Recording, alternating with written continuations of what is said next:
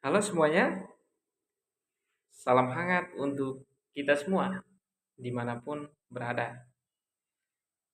Pada kesempatan ini, izinkan saya, Ignatius Wandelinus Manek, mahasiswa program pendidikan profesi guru Universitas Nusa Cendana, angkatan 2023 gelombang 2, untuk memberikan sedikit penjelasan tentang pemahaman saya tentang pendekatan CRT dalam mata kuliah, prinsip pengajaran, dan asesmen yang efektif bersama Bapak Dr. Imade Palsa MPD. Di sini saya akan menjelaskan pendekatan CRT yang bisa menciptakan lingkungan belajar yang aman, nyaman, dan berpihak kepada peserta didik serta mengaitkannya dengan mata kuliah lainnya.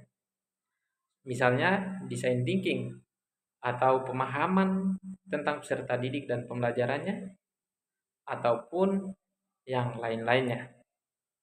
Langsung saja, pertama kita harus mengetahui betul apa itu pendekatan CRT dalam konteks ini.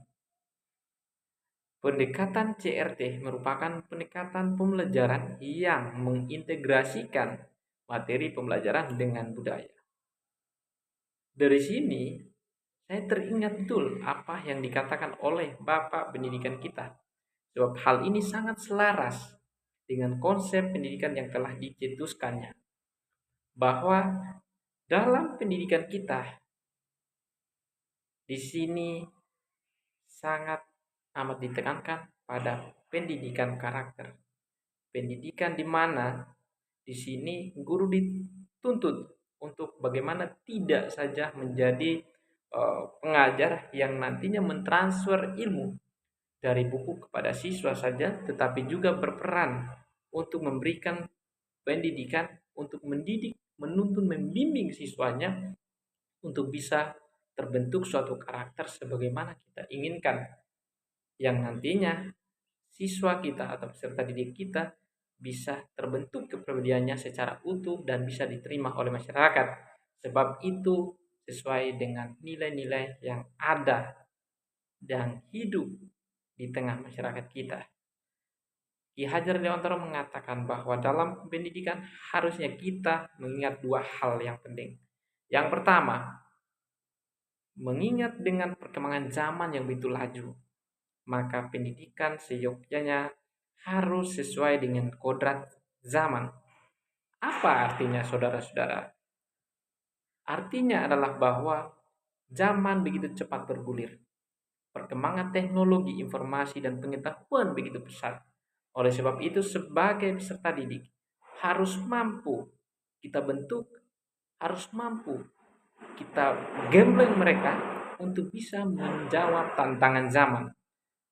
Artinya bahwa di sini secara kemampuan, secara kognitifnya, siswa harus kita didik betul-betul untuk bisa menyesuaikan diri, beradaptasi dengan perkembangan yang ada.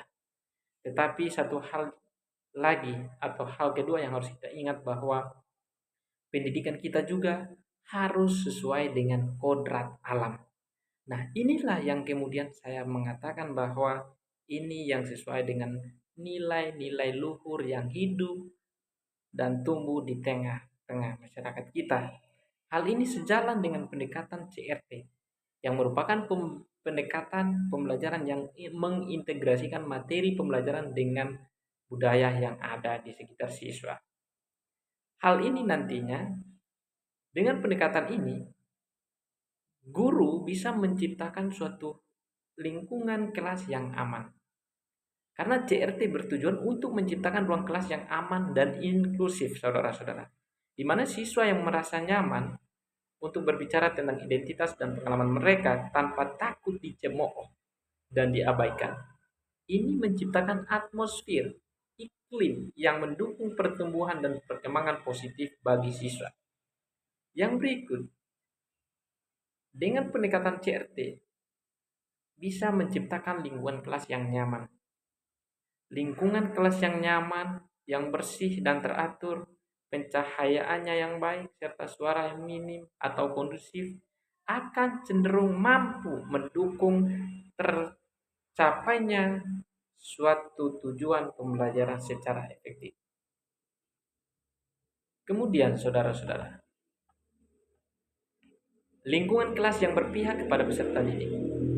Bagaimana upaya seorang guru dengan pendekatan ini bisa memastikan bahwa setiap siswa mendapatkan pendidikan yang sesuai dengan budaya mereka. Di atas kita mengatakan bahwa CRT berusaha menciptakan ruang kelas yang aman dan inklusif tanpa membeda-bedakan satu siswa dengan siswa lainnya. Lalu bagaimana kita mengaitkan itu dengan mata kuliah lainnya? Mari kita coba. Di sini saya mencoba mengaitkan dengan mata kuliah pemahaman tentang peserta didik dan pembelajarannya. Ingat bahwa identifikasi bagaimana mengetahui karakteristik dari setiap peserta didik itu sangat penting. Ibarat membangun rumah, itu adalah fondasinya. Karena apa?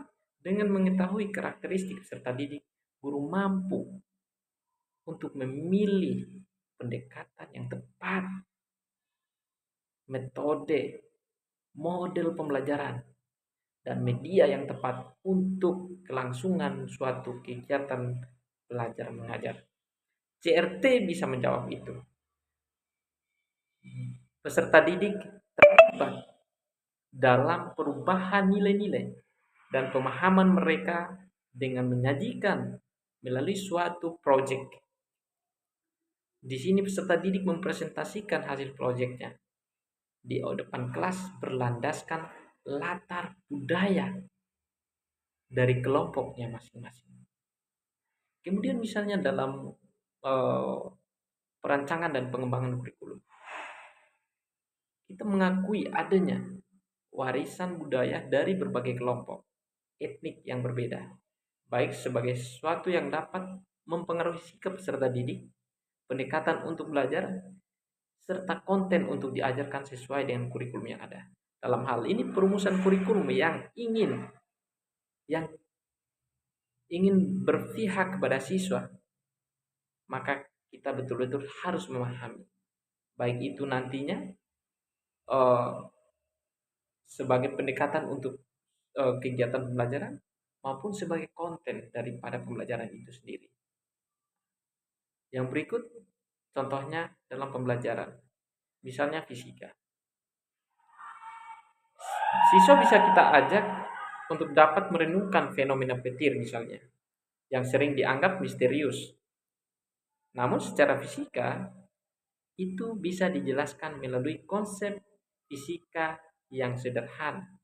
Selain itu, ornamen simbar pada rumah adat Limas juga menjadi sumber pengetahuan bagi siswa.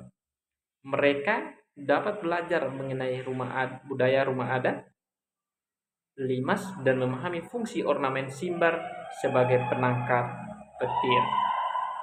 Saya kira itu Bapak Ibu saudara-saudara sekalian, penjelasan singkat saya tentang pendekatan CRT, pendekatan yang mengintegrasikan pembelajaran dengan budaya yang ada dalam kehidupan kita sehari-hari. Demikian, terima kasih, sampai jumpa di sesi selanjutnya. Salam hangat untuk kita semua.